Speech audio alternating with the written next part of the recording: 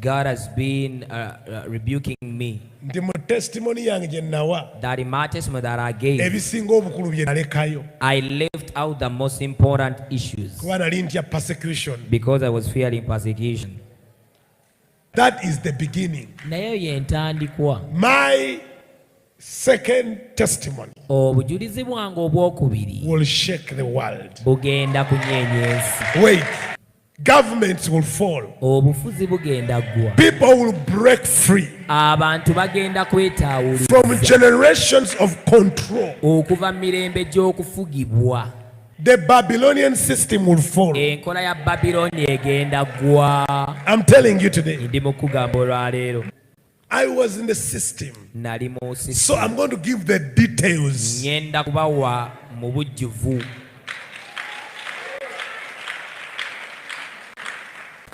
Do you know how many men in the church today carry an occultic ring on their fingers? So bufumbo, occultic ring. Si bufumbo. Bufumo. Bufumo, bufumbo.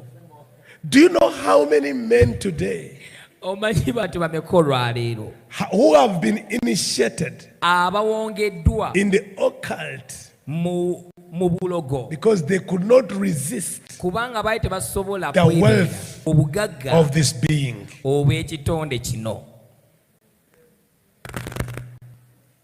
As they were seeking God, as they were trying to pray, this entity saw their zeal and came to them with a deal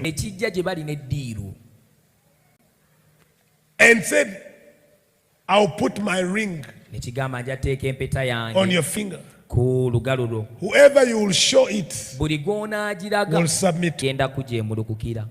Today, many of your bishops, many of your apostles carry the ring of the occult. If they don't carry the ring of the occult, they were given a sword as an initiation. Because the sword is the symbol of the Freemasons, which worship this entity. When you see people in the service that they are handing swords to their pastors, just know this entity is at work.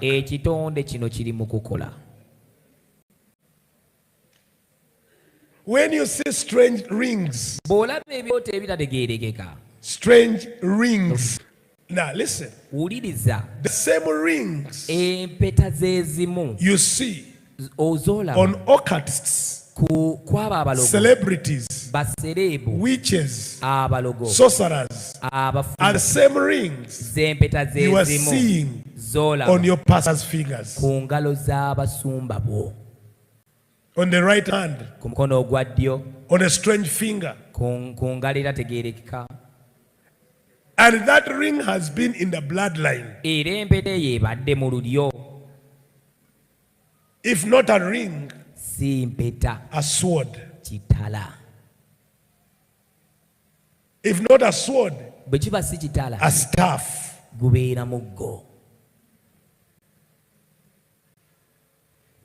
Abasumba banji, so many pastors baina strange, baina omugo gw'otamanyi guava. Have a strange staff. As they are walking, they swing it. They are not lame, they are not sick, but they have a staff.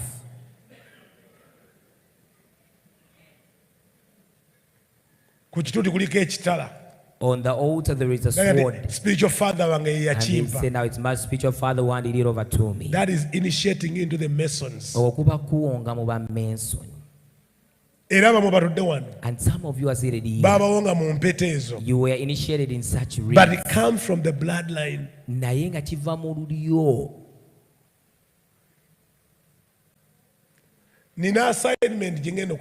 I have an assignment that I'm going to start.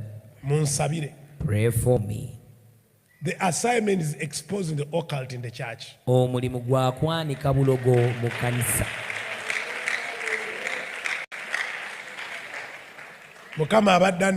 God has been rebuking me. That in my testimony that I gave, I left out the most important issues because I was fearing persecution. That you left out the most important things. And told me, now I see that you're ready. Bring out my people to know the truth.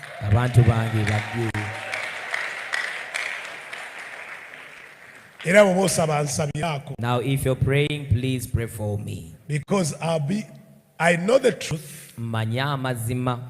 So I'll be guilty if I don't warn the people. If you don't so the occult, the system of Satan that has come in the church. So the church is discipling the nation into occultism.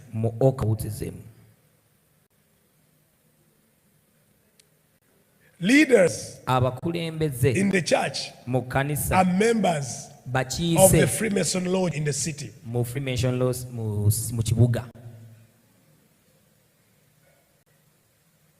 Yes. Wow. Leaders in the church are worshiping a serpent. Especially in Uganda here. They worship a serpent at the lake there, where most of your prophets gather. In a house near the water there, where the snake comes from the water. And a prophetess in Uganda is the leader of the serpent. And she initiates young prophets using a snake and give them wealth. And then they pull the young people. Because the young people don't want to go deep in spiritual things. They want excitement. And before you know, they have created a network of sorcery, a network of occultism all over Africa, all over the world.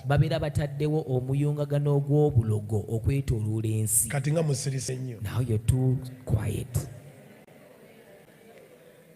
I know I'm going in hard water. I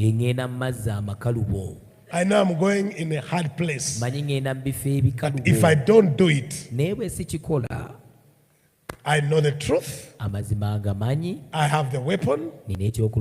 I know how to fight.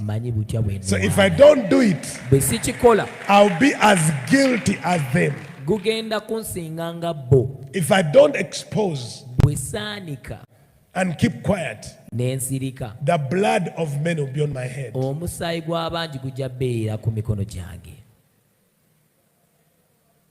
The blood of men will be on my head. I know they've been celebrating because they are saying, when they saw the testimony, they say, oh my God, he has not said all. He's been good, okay? So they let it go. They didn't know that was a trick from God. But that is the beginning. My second testimony will shake the world. Wait. My second testimony will shake the world. Governments will fall. People will break free from generations of control. The Babylonian system will fall. I'm telling you today. When I release the next, the world will be shaken. People will discover the deception of many generations, the deception of religion, the deception of what they called religion. Because I was there. I was in the system. So I'm going to give the details.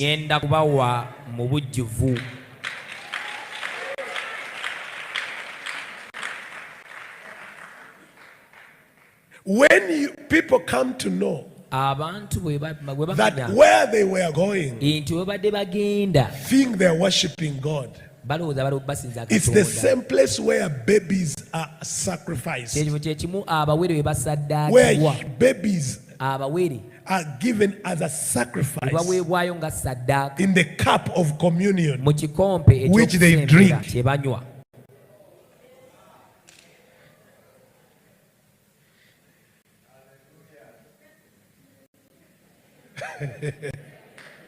When they know that is not just a drink, it's blood and water of a baby. That's the cup of communion. And people break free from that.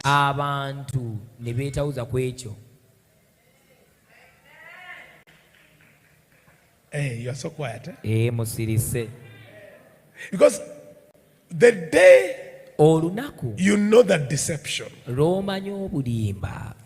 and you can see it, because now someone has told you this means this means this. Don't you see this? Don't you see this? Don't you see this?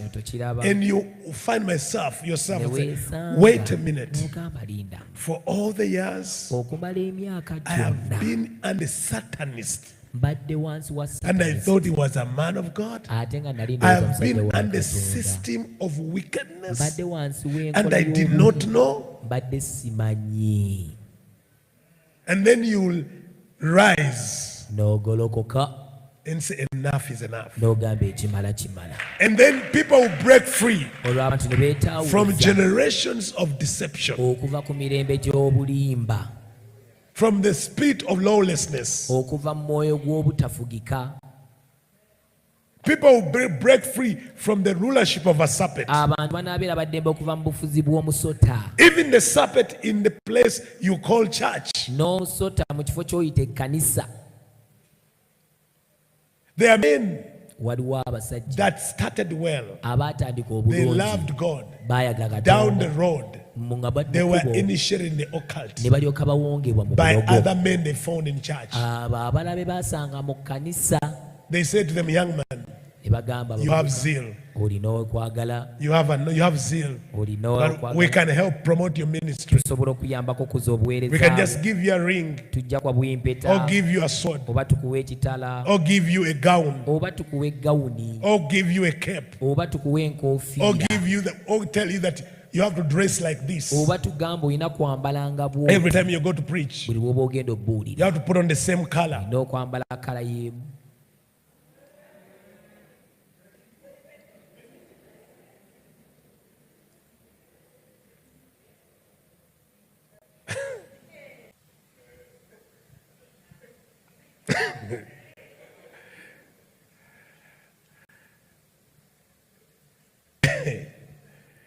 Let me leave that one. Let me leave that one. I'll tell you about dresses. Why that man has dressed like that, and every time he stands before people, thousands are deceived. Where does that dress that come from? Is it just a suit? Or it comes from somewhere? Have you ever seen that? Have you ever known what that dress, that kind of dressing, what it means in the occult world?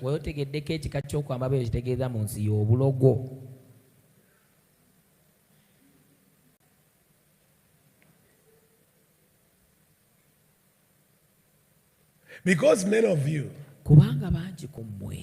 you do not understand symbolism. temutegeera bintu bya bubonero. And the kingdom of darkness works with symbols, ate obwakabaka bw'ekizikiza which are easily seen, obulabwa amangu, including some of the dresses you are putting nga on. mwotwalidde n'ebiteeteeyi bye mwambadde Carries occultic symbols, nga birina obubonero obw'obulogo, marks, obubonero.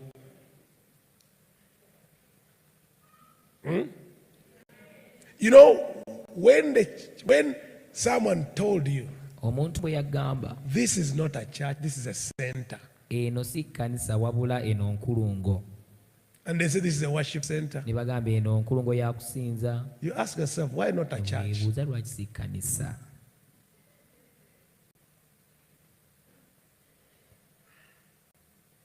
Worship who? Kusinza ani? Worship center. Why is it not okusinza lwaki a church? si kkanisa?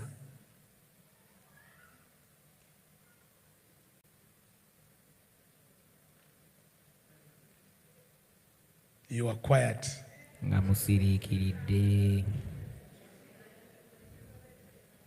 Either it's a center, nkulungo, it's a chapel, or it's a synagogue. oba sinagogue.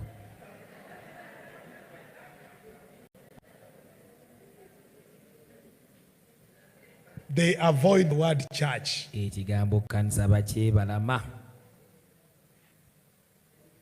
It remains a center, esigala nkulungo, social center, kulungo ey'enkizo, a synagogue, sinagoga, a chapel, but not a church.